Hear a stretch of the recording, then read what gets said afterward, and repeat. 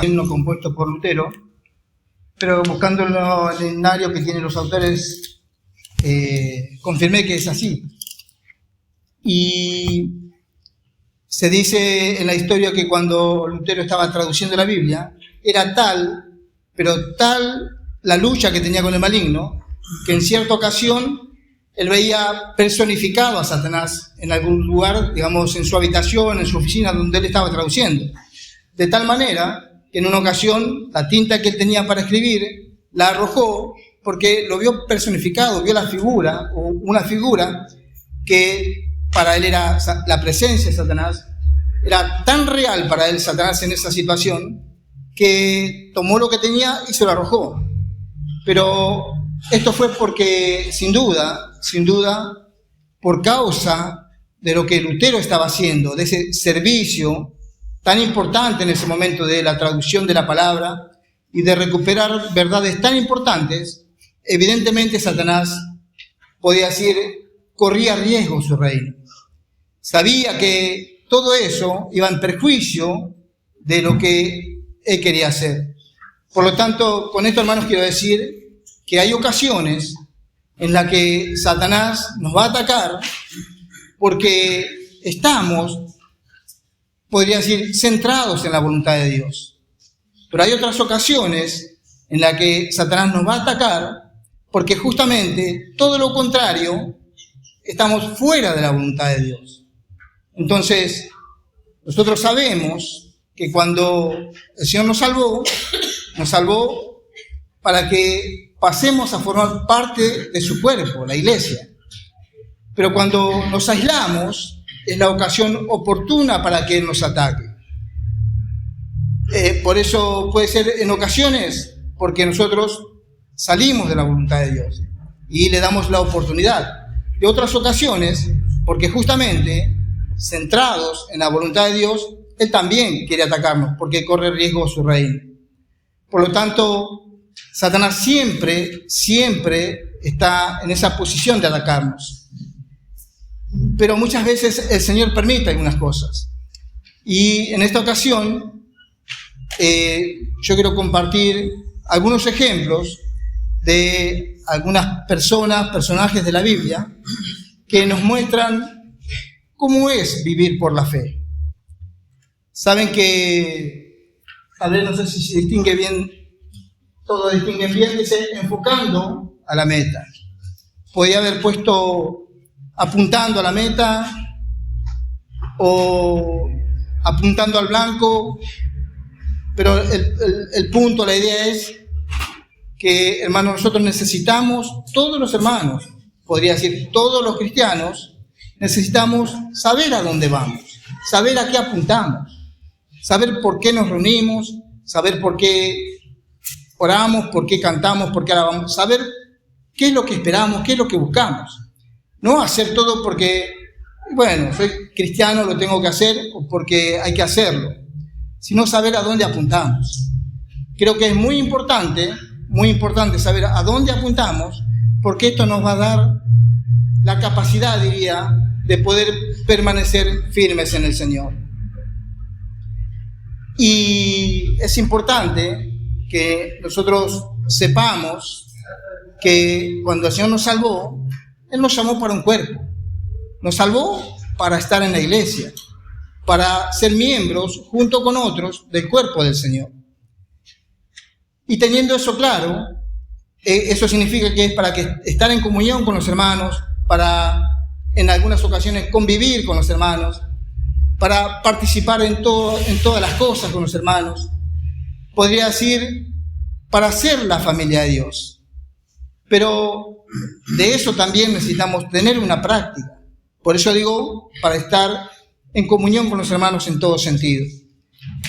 Y es importante poder saber a dónde apuntamos, qué es lo que nosotros esperamos. Vamos a leer algunos versículos. Y aquí, como tenemos, vamos a ver primero Hebreos, capítulo 11.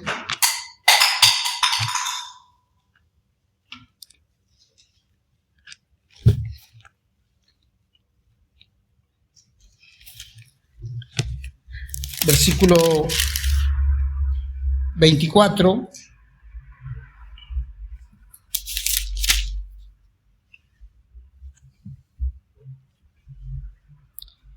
Vamos a leer hasta el 29, como está acá. 24 al 29 del capítulo 11 de Hebreos.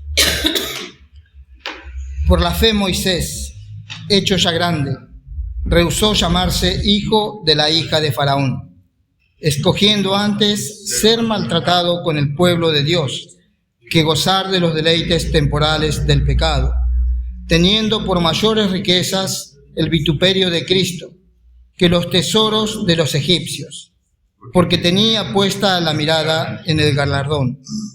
Por la fe dejó a Egipto, no temiendo la ira del rey, porque se sostuvo como viendo al invisible. Por la fe celebró la Pascua y la aspersión, para que el que destruía a los primogénitos no los tocase a ellos. Por la fe pasaron el mar Rojo como por tierra seca, e intentando los egipcios hacer lo mismo, fueron ahogados. Y durante la tarde, cuando estaba un poco meditando en lo que íbamos a compartir, pensé leer todo el capítulo 11, porque todo el capítulo 11 de Hebreos nos habla de distintos personajes y cómo cada uno de ellos vivió por la fe y puso en práctica la fe. Pero también cómo el Señor, por causa de esa fe, obró en consecuencia. Pero es importante, por lo menos en este caso, por lo que yo quiero compartir, principalmente esta parte de Moisés, pero sin duda que todo es muy importante el capítulo 11. Y quiero enfatizar o poder resaltar algunas frases que para mí me muestran por qué Moisés hizo lo que hizo, no sencillamente porque él tenía fe, sino que tenía un motivo. Y voy a repasar un poco lo que él hizo. Escogiendo antes ser maltratado con el pueblo de Dios, que gozar de los deleites temporales del pecado, teniendo por mayores riquezas el vituperio de Cristo, que los tesoros de los egipcios. Dice, porque tenía puesta la mirada en el galardón. Hermano, yo leo esto y digo, este es el punto clave. Esto es lo específico por lo que Moisés hizo lo que hizo. Porque él sí estaba apuntando allá arriba. Él no estaba entretenido ni estaba buscando las cosas de la tierra. Él realmente tenía la mirada puesta en el galardón. Y hermanos, creo que no hay otra opción para nosotros. Ninguno de nosotros puede estar o no debe estar buscando otras cosas. Nosotros tenemos que llegar a la experiencia de poder tener nuestra mirada puesta en el galardón. Esto es, muchas veces compartimos, puesto los ojos en Jesús. Podría decir, son sinónimos. Poner los ojos en Cristo, correr la carrera para ganar el premio, llegar a la meta, tener los ojos puestos, la mirada puesta en el galardón. Es todo muy similar. Y aunque hay muchísimas cosas que hacen a la vida cristiana, no hay duda de que podría decir, puntos que son muy específicos. Y esto de tener la mirada puesta en el galardón es tan importante porque demuestra hasta dónde estoy claro en las cosas del Señor. Si yo soy distraído y mi vista se pone, o no tengo la vista puesta en el galardón, se ponen las distintas cosas, eso demuestra la confusión que hay en mí. Pero realmente yo necesito tener, y exactamente igual que Moisés, la mirada puesta en el galardón. Ni más ni menos, exactamente igual. Y eso nos va a salvar, seguro nos va a llevar a hacer la voluntad del Señor, a estar claros en Él. Podríamos repasar todos los personajes de Hebreos 11, pero sabemos que ahí tenemos ejemplos de muchos personajes, como el caso de Moisés, pero también el propio Señor Jesús, compartimos la semana pasada, que dice que por el gozo puesto delante de Él sufrió la cruz. El Señor no fue a la cruz sencillamente porque sí, realmente necesitábamos nosotros que Él vaya a la cruz, pero Él fue a la cruz también porque había un gozo puesto delante de él. Quiero decir, la cruz no fue el final para el Señor. El Señor estaba mirando más allá de la muerte en la cruz. Él podía ver más allá, pero sabemos que es el primer ejemplo que nosotros debemos tener. Pero aún gracias al Señor hubo muchos hombres, muchas mujeres que están registrados en la Biblia. Hebreos 11 es un registro de muchos que pusieron la mirada en este galardón y que por lo tanto podían hacer lo que hacían justamente por este punto en particular, porque tenía puesta la mirada en el galardón. Y a veces pensamos, este es un tiempo difícil, suceden tantas cosas, tanta confusión, tantas tinieblas, tanta oscuridad entre las congregaciones, entre los propios cristianos. Y en un sentido podemos decir, por un lado, realmente son tiempos difíciles. Pero en otro sentido, hermanos, si nosotros miramos y comparamos lo que han pasado las personas del Antiguo Testamento, las personas de la iglesia primitiva, el primer tiempo de los hermanos en la iglesia, no han sido cosas sencillas tampoco. A veces pareciera que este es un tiempo tan complicado, tan difícil, que realmente lo es. Pero tal vez sea porque estamos nosotros, nos parece que es así. Pero hubo otros tiempos en los que hubieron otras personas que también fueron difíciles, pero sin embargo ellos pudieron vencer toda situación. Y este es el registro de Hebreos 11. Y en este caso nosotros podemos también podemos vencer. Y así como Moisés, también podemos poner la mirada en el galardón, en lo que está más adelante. Dice el versículo 27, por la fe dejó a Egipto, no temiendo la ira del rey. Hermanos, Moisés no tuvo temor de la ira del rey. Y todos sabemos, lo hemos dicho muchas veces, no es como en este tiempo, que alguno hasta puede desobedecer la orden de algún rey, de algún presidente. Y bueno, a lo sumo, si es un funcionario, renuncia a su puesto, lo echan. Pueden pasar ese tipo de cosas. Pero en otros tiempos, el que desobedecía la orden del rey era sencillamente la muerte. Pero Moisés no temió la muerte, sino que él estuvo dispuesto a desobedecer, a no tener temor de esa ira del rey por causa de la voluntad de Dios. De la misma manera, hermanos, necesitamos aprender a ser nosotros.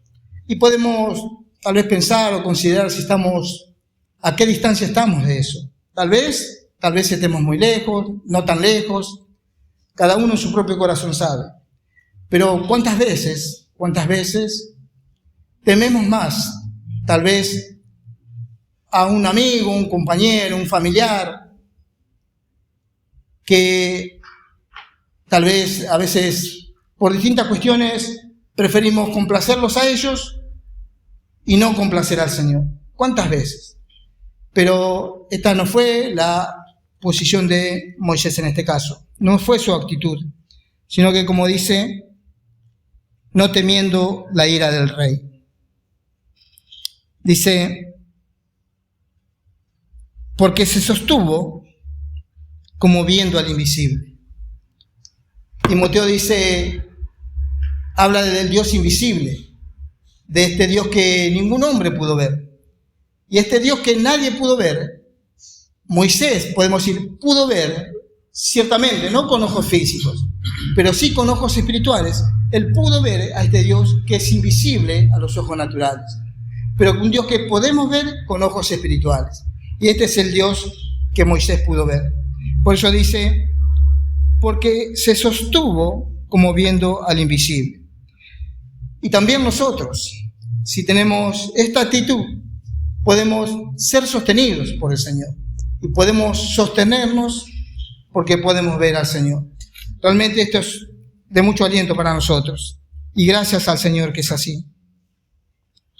Por la fe celebró la Pascua y la aspersión de la sangre, para que el que destruía a los primogénitos no los tocase a ellos. Por la fe pasaron el mar rojo como por tierra seca, e intentando los egipcios hacer lo mismo, fueron ahogados. Y no es que los israelitas eran valientes o más valientes que los egipcios, o hasta podríamos pensar sin temor a equivocarnos que seguramente los egipcios eran más valientes que los israelitas hablando naturalmente, o incluso tal vez más fuertes.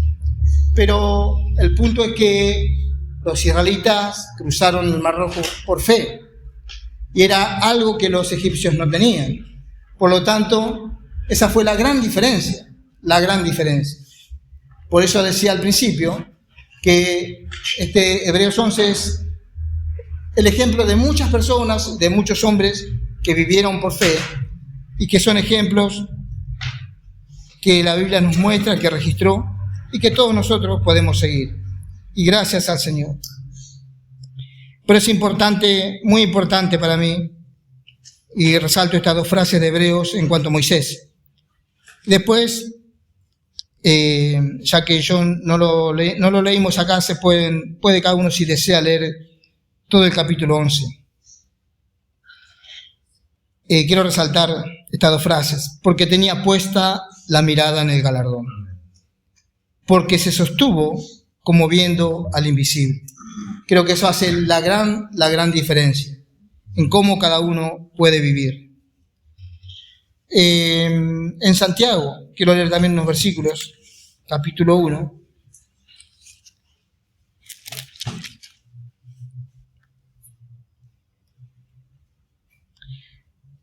Y esto, hermanos, también tiene que ver con el tiempo que nosotros estamos atravesando, en el sentido que podemos ver a veces tanto desánimo, tanta confusión, o tal vez, diría, tanta prueba en medio nuestro.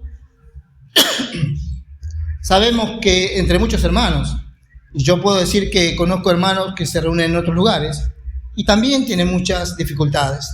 También encuentran muchos problemas, y no me refiero solamente a problemas entre hermanos, sino a muchas pruebas que cada uno debe atravesar y que en ocasiones les resulta muy, muy difíciles. Pero por otra parte, ¿cómo somos alentados cuando podemos ver que los hermanos están venciendo las pruebas?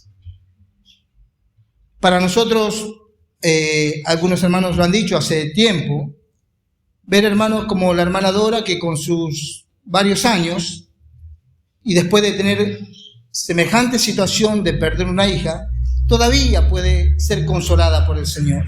Y todavía puede buscar la comunión con los hermanos y desear estar en las reuniones. Sabemos que en esta semana tuvo alguna situación de salud y con este frío no se anima, pero es una hermana que siempre está avanzando y gracias al Señor está perseverando, gracias al Señor. Pero sabemos que tuvo una dificultad tan grande de perder una hija, pero sin embargo ella pudo seguir adelante. En otros casos, conozco otros casos de personas que han pasado una situación así, pero también situaciones mucho menores, pero que no han podido continuar, porque han estado preguntándose ¿por qué? ¿Por qué a mí? ¿Por qué me pasó? Y en muchos casos, lamentablemente, se han quedado. Y por muchas cosas menores, muchos, tal vez en algún tiempo nos quedamos. Pero gracias al Señor por el ejemplo de los hermanos. Y no puedo tampoco dejar de mencionar a Eliseo, Marcela, con lo que pasó con su bebé, que aún así todavía continúan. Y gracias al Señor, porque eso yo creo que es de mucho aliento para todos los hermanos. Y lo digo porque por muchas otras pequeñas razones, tantas veces algunos miramos para atrás. Pero incluso esta carta a los Hebreos, el motivo por el cual fue escrita, es que estaban dudando en su camino al Señor. Y muchos estaban pensando en retroceder. Por eso hay tantos versículos que hablan de si retrocediere, no agradará a mi alma, dice el Señor. Esta era la experiencia de los hebreos en aquel tiempo, cristianos de nacionalidad hebrea, que querían volver atrás al judaísmo. Por eso el escritor los anima y les habla de tal manera que ellos tenían que continuar avanzando, a pesar de todas las dificultades. ¿Saben? Hay un versículo en Hebreos, el capítulo 10, que para mí es muy fuerte y creo que también da un cuadro claro de cuando alguien realmente puede afirmarse en el Señor. Y este versículo está en el capítulo 10, en todo caso no lo tenía anotado, después lo podemos buscar. Dice que los hebreos sufrieron el despojo de sus bienes con gozo. Con gozo. Y hermanos, si alguno de nosotros sufriera el despojo de sus bienes, creo que la mayoría nos entristeceríamos, por lo menos. Pero ellos soportaron la prueba. Lo sufrieron, pero no perdían el gozo del Señor. Entonces, realmente, qué bueno es poder tener el ejemplo de tales hermanos, que pueden pasar tremendas dificultades, tremendas pruebas, y sin embargo no pierden el gozo del Señor, pueden continuar adelante. Voy a leer entonces Santiago, capítulo 1, versículos 2 y 3.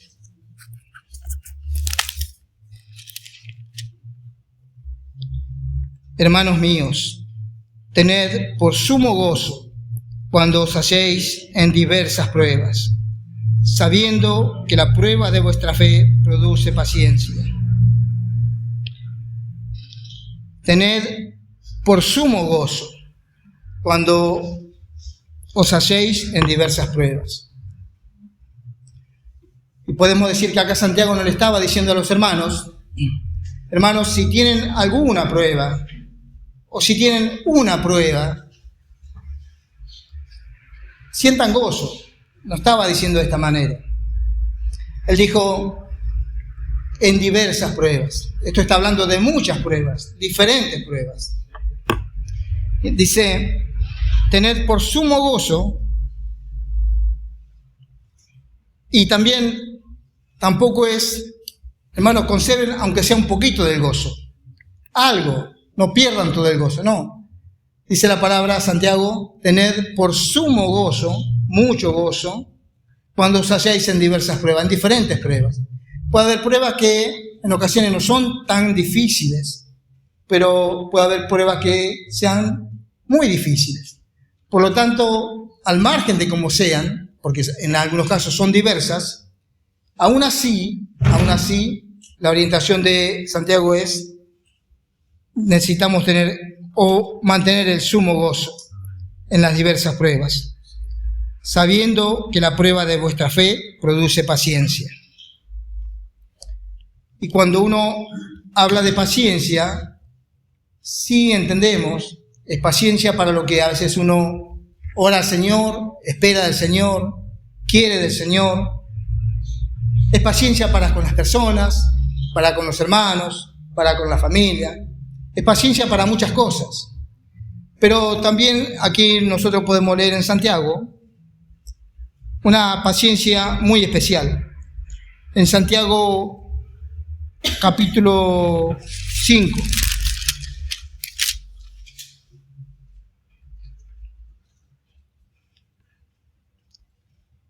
Vamos a leer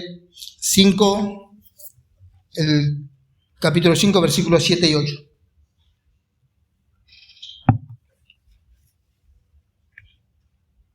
Por tanto, hermanos, tened paciencia hasta la venida del Señor.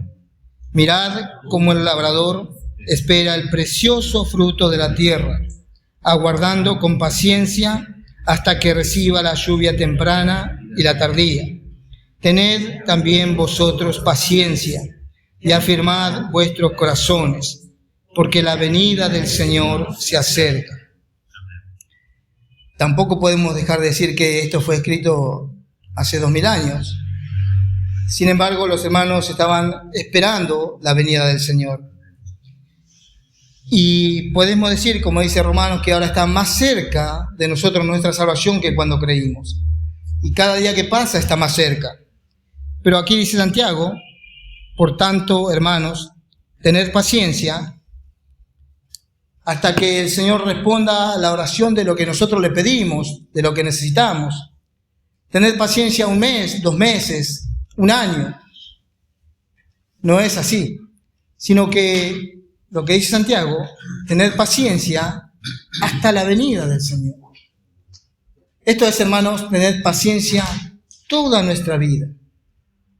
No es por un poco tiempo, ni siquiera es mucho tiempo. Es hasta el último día de nuestra vida. Es un ejercicio constante que necesitamos tener paciencia, no por algo, como dije, que esperamos del Señor, que se solucione alguna cosa, que sí necesitamos tener paciencia.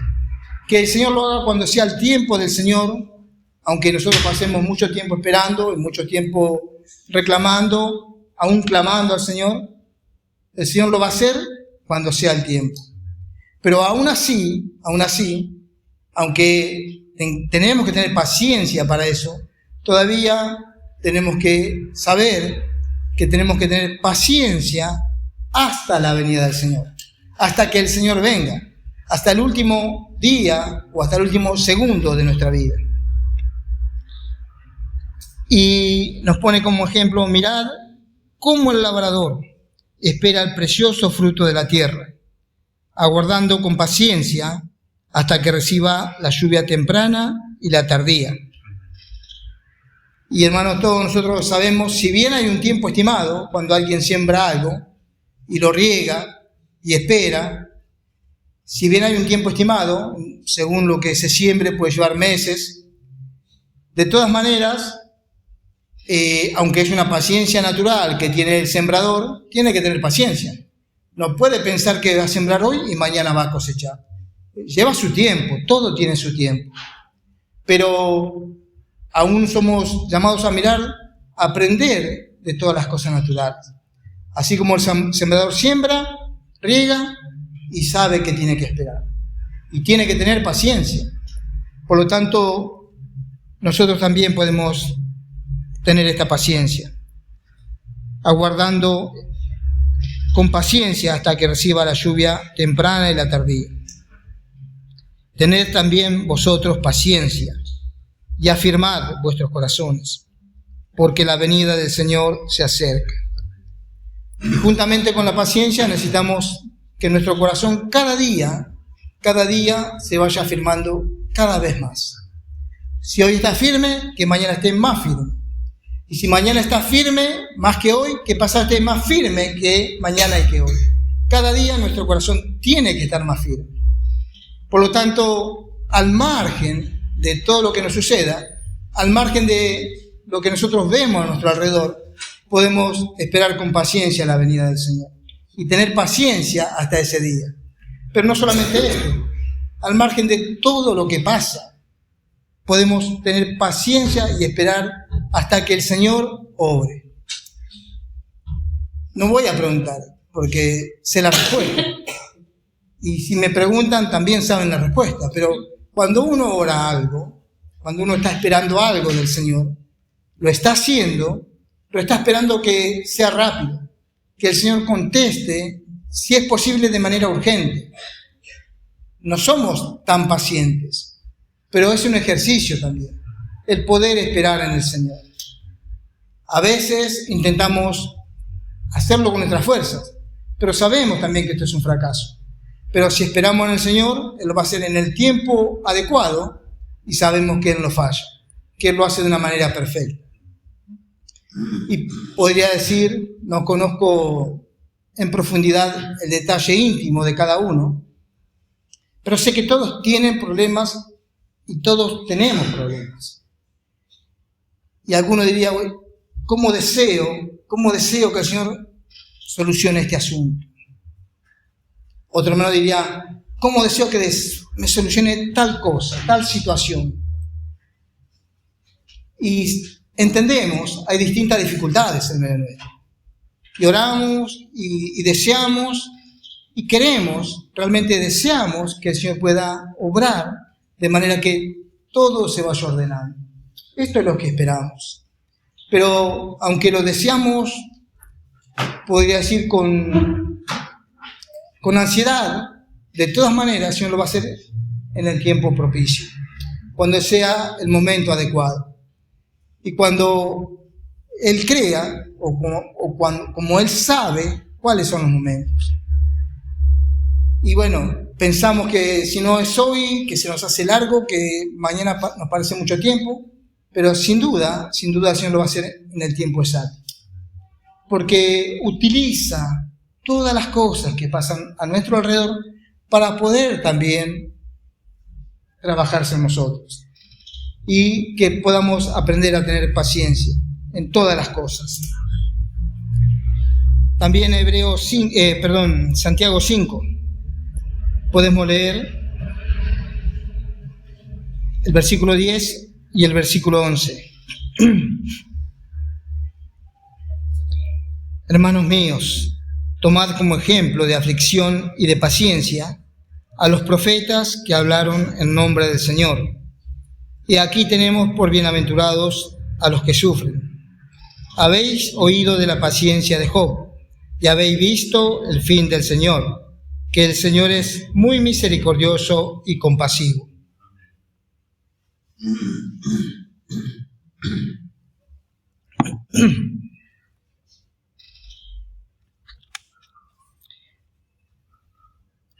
Amén. Podemos tomar como ejemplo de aflicción y de paciencia a los profetas que hablaron en nombre del Señor. Sabemos que todos los profetas sufrieron diferentes cosas. Fueron maltratados por el pueblo, golpeados, muertos. Y se dice que uno de esos profetas, Jeremías, no solamente él fue puesto en una cárcel, sino que fue puesto, podemos decir, en un calabozo, en medio de barro, lodo. Y no solamente eso, en su función como profeta, en un tiempo él fue puesto en el cepo, dice. Algo así como creo que tal vez lo más fácil para entender es, sabemos cuando alguien es estaqueado, ¿no? Cuando es atado pies y manos y está ahí, eso es algo similar al cepo, está atado. Y aún así, todavía él continúa con su ministerio, con su función de profeta. Quiero decir, los profetas, como dice acá, tuvieron sus diferentes sufrimientos. Y no sé exactamente cuál habrá sufrido más, pero sin duda que todos sufrieron. Pero algunas cosas sabemos de Jeremías, de esto que decía, que pasó por estas dificultades.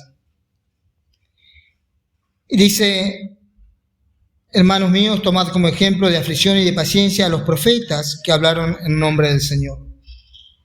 Y tenemos, tal vez más cercanos, el ejemplo de Pablo. ¿Cuánto sufrió por causa del Señor y por causa de los hermanos? Y así con él también otros hermanos, como Pedro y tantos otros. Y aquí tenemos por bienaventurados a los que sufren. Habéis oído de la paciencia de Job y habéis visto el fin del Señor, que el Señor es muy misericordioso y compasivo. ¿Qué haríamos nosotros si nos plantearan estar en la misma situación de Job? Un hombre que perdió todo, absolutamente todo. Sabemos que no solamente perdió todo, sino que sufrió mucha enfermedad, pero que después tuvo lo que tuvo, ¿no? Que digamos fue mucho más de lo que tenía antes.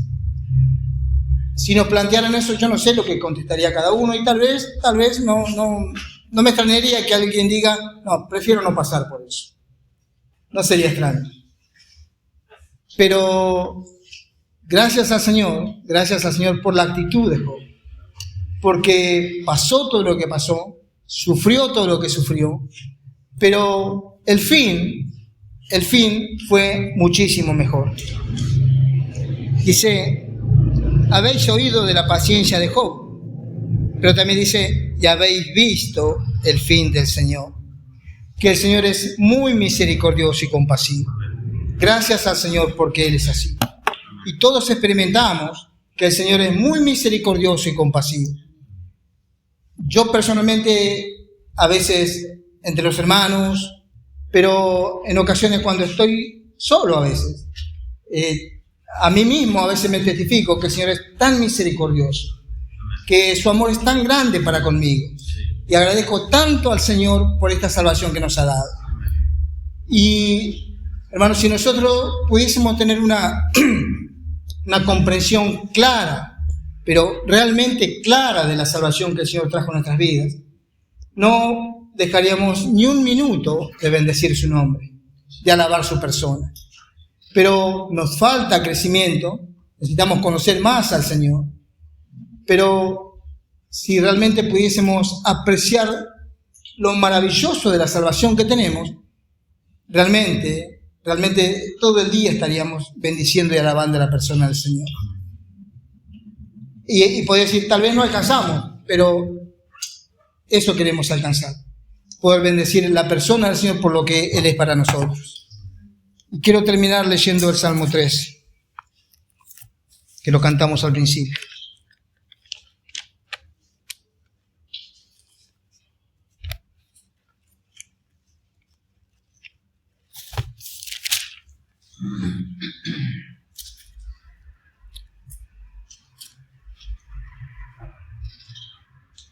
Oh Jehová, cuántos se han multiplicado mis adversarios. Muchos son los que se levantan contra mí. Muchos son los que dicen de mí, no hay para él salvación en Dios. Mas tú, Jehová, eres escudo alrededor de mí, mi gloria y el que levanta mi cabeza. Con mi voz clamé a Jehová, y él me respondió desde su monte santo. Yo me acosté y dormí, y desperté porque Jehová me sustentaba. No temeré a 10 millares de gente que pusieren sitio contra mí. Levántate, Jehová, sálvame, Dios mío, porque tú heriste a todos mis enemigos en la mejilla. Los dientes de los perversos quebrantaste. La salvación es de Jehová. Sobre tu pueblo sea tu bendición. Amén. Muchos son los que dicen de mí, muchos son los que dicen de nosotros. No hay para nosotros salvación en Dios. Pero gracias al Señor que Él es nuestro escudo. Él está alrededor de nosotros. Él es nuestra gloria.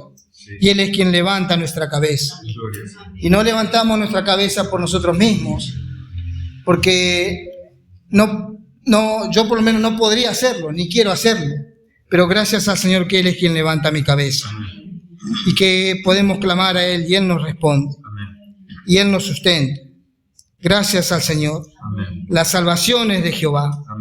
Gracias al Señor. Gracias a que sobre tu pueblo sea tu bendición. Amén. Gloria.